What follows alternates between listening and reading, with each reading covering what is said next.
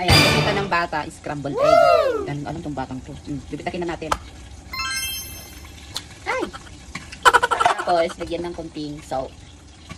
Kunti lang, para hindi naman sila magreklamong maalat.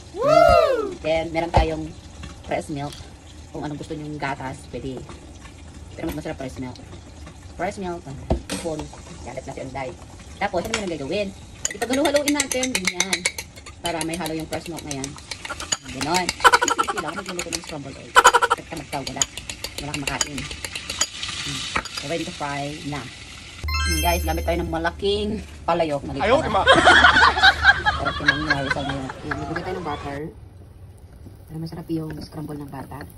So, turuan ko kayo kung paano, ha? Slow fry lang yan.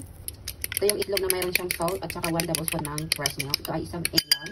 So, dapat haluin mabuti. Ayan, so lagyan natin lahat ng butter. So, mas masarap kasi ang scrambled egg kung maraming butter. Hindi tayo gagamit ng oil. Ayan. So, ganyan lang ang pagluto ng scrambled egg.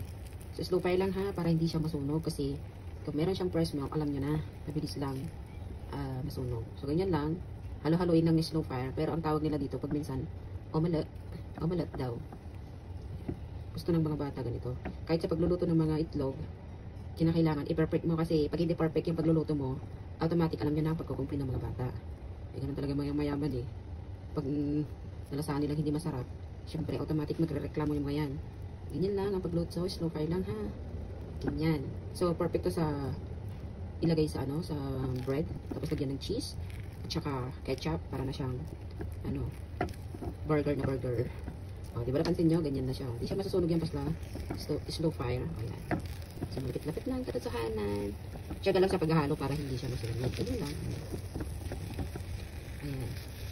Dahil, alam nyo na, luto na siya. So, hindi pa naman totaling luto. Patay na natin yung kalan. Patay na natin para hindi na siya masunog. Diba? Ayan, patay na yan. So, babalik pa rin pa natin. Ganoon ang sikreto. Hindi naman natin babaliktad. Ayan. So, mainit naman yung kawali. Maluluto niya yan.